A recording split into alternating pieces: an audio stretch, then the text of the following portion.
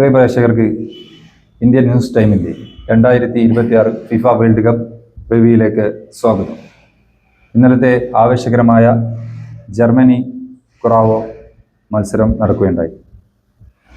1-നെതിരെ 7 ഗോളുകൾ നേടിക്കൊണ്ടാണ് ജർമ്മനി അത്യുജ്വലമായിട്ടുള്ള വിജയം കരസ്ഥമാക്കിയത്.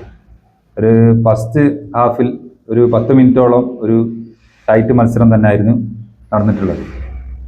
ആ 10 മിനിറ്റ് എന്ന് പറഞ്ഞാൽ ജർമ്മനിയുടെ ഒരു ശൈലിയുണ്ട്, ആക്രമിച്ച് കളിക്കുക, ഫസ്റ്റ് ഗോൾ അടിക്കുക എന്നുള്ളത്.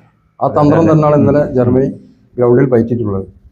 10 മിനിറ്റ് നല്ല മത്സരമായിരുന്നു. കൊറാവോ നല്ല മുന്നേറ്റങ്ങൾ കൊറാവിൻ്റെ അടുത്തുണ്ടായിരുന്നു. പക്ഷേ ഗോൾ പെട്ടെന്ന് ജർമ്മനി സ്കോർ ചെയ്തു. 8 മിനിറ്റ് കഴിഞ്ഞ ശേഷം കൊറാവോ തിരിച്ചടിച്ചു. ആ ഗോൾ വീണതിന് ശേഷം പിന്നെ ജർമ്മനിൻ്റെ യഥാർത്ഥ കളി ഗ്രൗണ്ടിൽ ഹൈബോൾ കളിക്കുക, അവിടെ പ്രത്യേക ഒരു ശൈലിയാണ്. ഹൈബോൾ കളിച്ചിങ്ങാട്ട് എതിർ ടീമുകളെ തളർത്തുക എന്നുള്ളൊരു ശൈലിയുണ്ട് ജർമ്മനി. ഹെഡറിലൂടെ ഗോളുകൾ നേടുക എന്നുള്ളത് ആ ശൈലി ഇന്നലെ പരിപൂർണമായിട്ടും ഗ്രൗണ്ടിൽ ഉപയോഗിച്ചിട്ടുണ്ട്. തീർത്തും ഏകപക്ഷീയമായിട്ടുള്ള ഒരു മാച്ചായിട്ടാണ് എനിക്ക് ഫീൽ ചെയ്തിട്ടുള്ളത്. പുതുമുക്കാരായിട്ട് അവർ വേൾഡ് കപ്പിൽ ആദ്യമായിട്ട് അരങ്ങേറ്റം കുറിക്കുന്ന കുറവായിട്ട് ജർമ്മനി തീർത്തും ഏകപക്ഷീയമായിട്ട് കളി നഞ്ഞിട്ട് ജയിച്ചു. വേറെ പ്രത്യേകിച്ച് യുവതാരനിരയായിട്ടാണ് ജർമ്മനി വരുന്നത്. കഴിഞ്ഞ വേൾഡ് കപ്പിനെ അപേക്ഷിച്ച് യുവതാരനിരയായിട്ട് ജർമ്മനി വരുന്നത്. എൻ്റെ ഒരു അഭിപ്രായത്തിൽ എന്ന് വെച്ചാൽ കൊറാവോ ഫസ്റ്റ് വേൾഡ് കപ്പ് കളിക്കുന്ന ഒരു ടീമാണ്.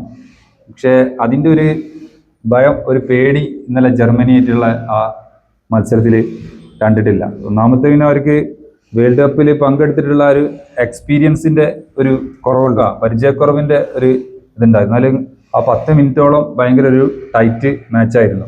ആരാധകർ വിചാരിച്ചിരുന്നത് ആ കൊറാവോ ഒരു ഗോൾ തിരിച്ചടിച്ചതിന് ശേഷം ടൈറ്റ് മത്സരം എന്നാവും. പക്ഷേ ഹൈഡ്രേഷൻ ബ്രേക്കിന് ശേഷം ജർമ്മനിയുടെ വേറൊരു രൂപമാണ് കളിക്കളത്തിൽ കണ്ടത്. ഗോൾ മുഖത്തേക്ക് നിരന്തരം ആക്രമിക്കുന്ന ഒരു രീതിയാണ് ജർമ്മനി ഇന്നലെ കാഴ്ചവെച്ചത്. നമ്മൾ ഇന്നലെ റിവ്യൂവിൻ്റെ ഭാഗമായിട്ട് പറഞ്ഞൊരു കാര്യമുണ്ട്, ഫസ്റ്റ് ഓർമ്മയുണ്ടോ? ഇന്നലെ പറഞ്ഞിട്ടില്ല അല്ലേ? ജർമ്മനി 2 വേൾഡ് കപ്പിൽ ഫസ്റ്റ് റൗണ്ടിൽ പുറത്തായ ടീമാണ്. അതെ, നമ്മൾ ഇന്നലെ സൂചിപ്പിച്ചിട്ടുണ്ട്. 2014 വേൾഡ് കപ്പിന് ശേഷം വളരെ മോശമായിട്ടുള്ള ഒരു മത്സരങ്ങളാണ് ഈ തുടർന്നുള്ള വേൾഡ് കപ്പിൽ ജർമ്മനി കാഴ്ചവെച്ചിട്ടുള്ളത്. അതിൻ്റെ ഒരു എന്താ പറയുക, ജർമ്മനിയെ പോലത്തെ ഒരു ടീം ഈ വേൾഡ് കപ്പിൽ മിന്നുന്ന പ്രകടനം കാഴ്ച വെക്കണോ, അത് ഇന്നലെ ഒരു ഗ്രൗണ്ടിൽ നടപ്പിലാക്കിയിട്ടുണ്ട്. ഈ തുടർന്നുള്ള മത്സരങ്ങൾ എങ്ങനെ വരും എന്നുള്ള ഇന്നലെ നമുക്ക് ജർമ്മനിയുടെ കളി വിലയിരുത്തപ്പെടാൻ ആയിട്ടില്ല. അതെ, എന്താ വെച്ചാൽ കൊറാവോ എന്ന് പറഞ്ഞിട്ടുള്ള ഒരു ടീമിനെയാണ് ജർമ്മനി ഇന്നലെ നേരിട്ടത്. അതിശക്തരായിട്ടുള്ള ടീമുകളെ ഇനി ജർമ്മനിക്ക് നേരിടേണ്ടതുണ്ട്. അതിലാണ് നമുക്ക് ജർമ്മനിന്റെ കളിയിലുള്ള മാറ്റങ്ങളും പുതിയതായിട്ടുള്ള വന്നിട്ടുള്ള പുതിയ തലമുറനെ ജർമ്മനി കളിക്കളത്തിലേക്ക് ഇറക്കിയത്.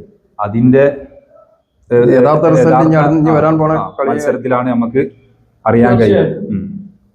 ഇന്നലെ രണ്ടാമത്തെ മത്സരം ജപ്പാൻ ഹോളണ്ടും അത് നല്ല മത്സരമായിരുന്നു. അതെ, നല്ല തുല്യ ശക്തിയായിട്ടുള്ള ഒരു പോരാട്ടം എന്ന് പറയാം.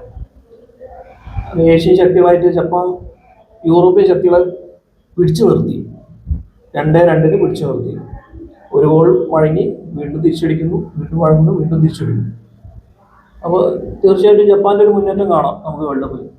തീർച്ചയായിട്ടും അത് നമ്മൾ ഇന്നലെ പറഞ്ഞിട്ടുള്ള ജപ്പാന്റെ ഹോളണ്ടിന്റെ മത്സരത്തെ കുറിച്ച് നമ്മൾ പറഞ്ഞപ്പോൾ ജപ്പാൻ ഏത് ടീമിനെ അട്ടിമറിക്കുന്ന ഒരു അട്ടിമറി വീരന്മാരാണ് ജപ്പാൻ. കാരണം എന്താ വെച്ചാൽ ഇതിന് മുന്നത്തെ വേൾഡ് കപ്പിൽ സ്പെയിനെയും ബെൽജിയത്തെയും അട്ടിമറിച്ചിട്ടുള്ള ഇത് നമ്മൾ ഇന്നലത്തെ റിവ്യൂവിൽ സൂചിപ്പിച്ചതാണ്. അതുപോലെ തന്നെയാണ് ഹോളണ്ടിനെ പോലത്തെ ഒരു ടീമിനെ ടോട്ടൽ രാജാക്കന്മാരാണ്. വക്താക്കളെ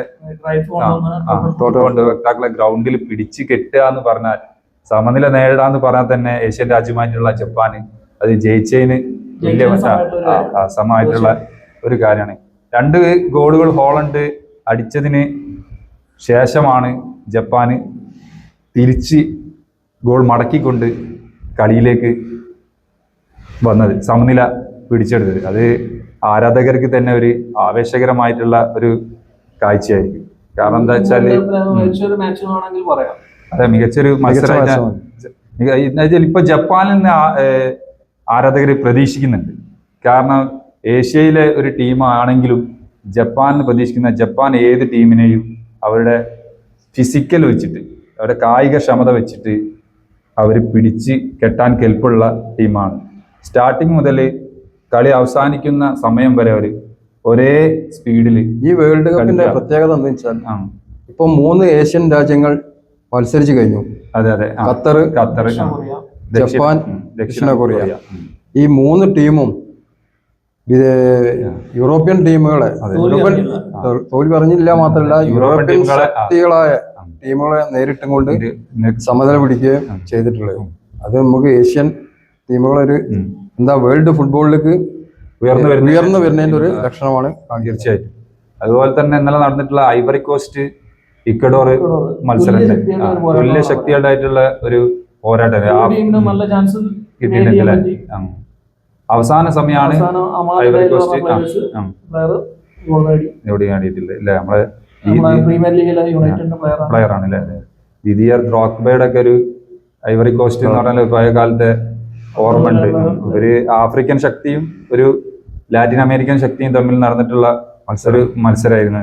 നല്ല ആവേശകരമായിട്ടുള്ള ഒരു പോരാട്ടം തന്നെയാണ് എന്ന് പറയുന്നത്. പക്ഷെ അവസാന സമയത്താണ് ഐവറി കോസ്റ്റ് ഒരു ഗോൾ നേടിയിട്ട് വിജയിക്കുന്നത്. അതുപോലെ തന്നെ ഇന്നലെ പുലർച്ചെ രാവിലെ നടന്നിട്ടുള്ള വേറൊരു മത്സരമുണ്ട്. സ്വീഡനും ടുണീഷ്യ ആയിട്ടുള്ള മത്സരം. അതിൽ 5 ഗോളോളം സ്വീഡൻ അടിച്ചിട്ടുണ്ട്. ഒരു ആശ്വാസ ഗോൾ ഒന്നാണ് ടുണീഷ്യ നേടിയിട്ടുള്ളത്. നമ്മൾ ഇന്നലെ സൂചിപ്പിച്ച പോലെ തന്നെ സ്വീഡൻ ഏത് ടീമിനെയും മറിക്കാൻ കഴിവുള്ള ടീമാണെന്നുള്ള സൂചിപ്പിച്ചു. ഒതുക്കാൻ ഒരു കഴിവുള്ള ടീമാണ്. ഒരു യൂറോപ്പിലെ തന്നെ ഒരു നല്ലൊരു ശക്തിയാണ്. ഏത് ടീമിനെയും അവർ പിടിച്ച് കെട്ടുന്ന രീതിയിലേക്കുള്ള മത്സരമാണ് ഇന്നലെ സ്വീഡൻ കാഴ്ചവെച്ചിട്ടുള്ളത്.